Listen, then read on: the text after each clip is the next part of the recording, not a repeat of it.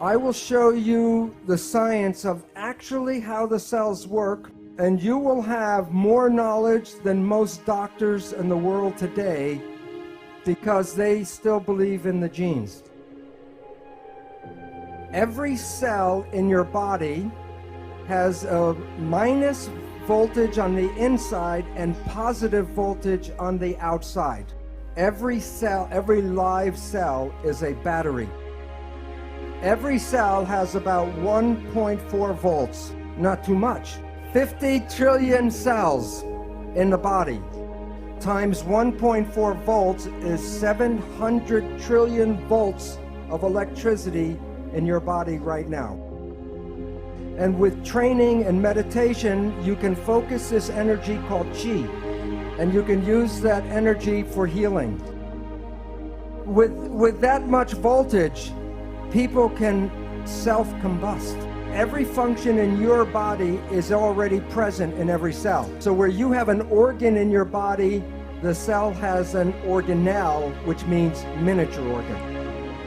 So the textbooks talk about the nucleus is equal to the brain. The nucleus is not the brain, the nucleus is the gonad. The nucleus does not control the cell. The nucleus is reproduction of the parts. So if you are dead and you still have your protein body, what's missing? The signal. So when a signal binds to a protein, what happens to the protein? It moves. It makes behavior. If you are healthy, your behavior is good. But if you have a dis-ease, the behavior is not right. What can cause disease? There's only two things.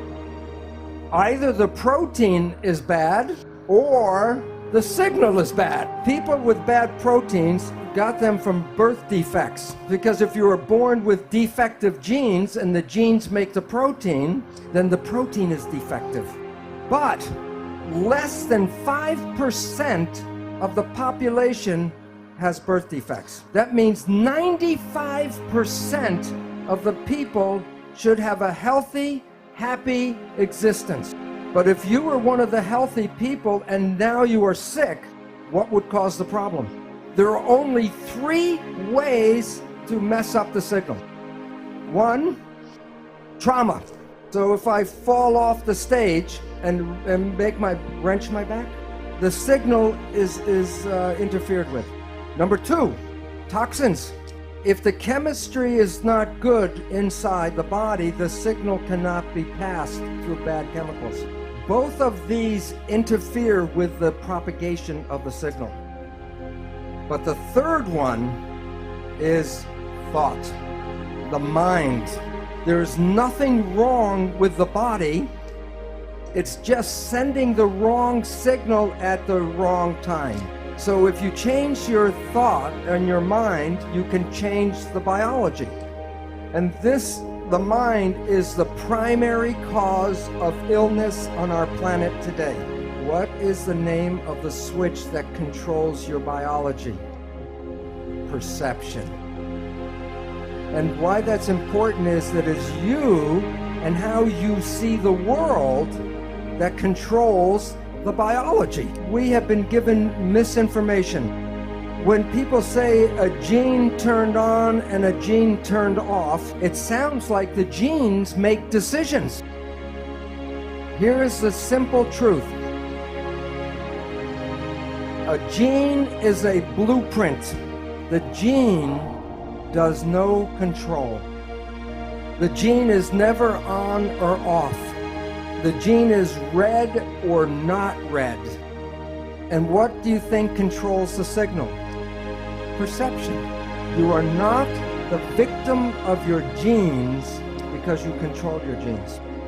One gene blueprint using epigenetic control can make 30,000 different proteins from one blueprint. So you can come with good genes and then through epigenetic control create cancer, diabetes, and it has nothing to do with the genes but epigenetic control. It returns responsibility for your health to you, and you are not the victim of your genes.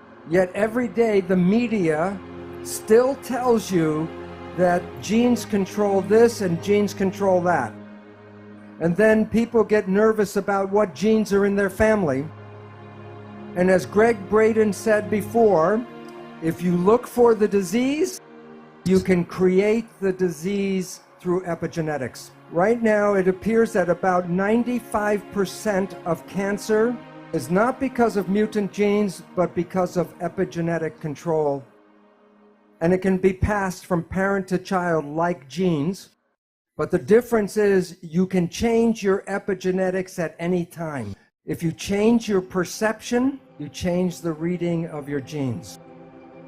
If someone tells you you're going to have a disease and you believe that, then you can create the disease. So when you look at yourself, you're not a single entity, but you are a community of 50 trillion cells. But it's important to understand the word community. Every cell is intelligent, but when they're in a community, they give up their personal intelligence and respond to the central voice. In that community, that a cell must follow what the central voice is. And if the central voice says to die, the cells will die. The central voice is the mind. There are signals from the environment, the internal and external environment. The brain, the function of the brain is to perceive the signals and then interpret those signals and then send the information to the cells to control the behavior and the genetics. So the function of the brain is perception, and from that creates the mind. Now, we have heard of something called the placebo effect, right? The placebo effect is when you have a very positive thought that something can heal you, even if it's a sugar pill, but you believe it's the real medicine, then you can heal yourself with that. So the pill didn't heal you, it was the thought that healed you. Statistics reveal that 1/3 of all medical healings, including surgery, are the result of the placebo effect. And this is what medicine does not tell you, is that there is negative thinking, and it's called the nocebo effect. And in the same power that positive thinking can heal you, negative thinking can kill you.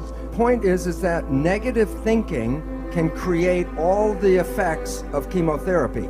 Now think about this. If a doctor tells you you have a disease, or the doctor tells you you're going to die, and you believe the doctor because he's the professional, the belief will give you a disease and can cause you to die.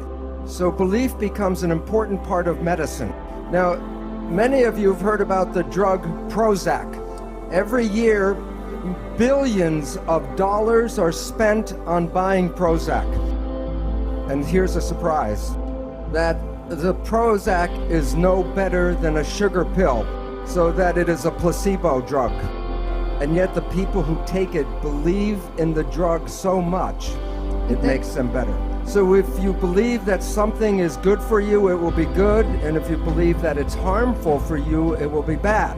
So the question is, if we are so able to be healthy and young, why do we get sick?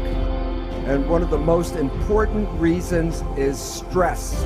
And the function of the stress hormones is to take the energy of the body and get it all to run and fight. So the stress hormones will shut off the functions of things that will not be needed in fight or flight. One of the most important uses of energy in the body is the immune system. Stress hormones shut off the immune system. And the significance is every one of you right now is infected with almost all of the disease germs that humans have. Right now, if I take a blood sample, I will show you you all have viruses and bacteria and parasites. And you might say, well, if I'm infected, then why am I not sick? Because if your immune system is working properly, it will suppress these parasites and germs. But the moment you start to shut off the immune system, then these organisms begin to start growing again. So the idea that you catch a disease is not really true. You already have the disease. And the medical people call these germs and parasites opportunistic organisms. So if you are under stress and you shut off the immune system, then you give these organisms the opportunity to then make the disease. And yet when we get some of these diseases, we go to the medical doctor and they give us drugs to kill the germs and the bacteria. Well, this is very helpful if the disease is going very quickly. That was not the problem in the first place. The problem was stress that shut off the immune system. So to get healing is, okay, treat the disease, but also treat the stress.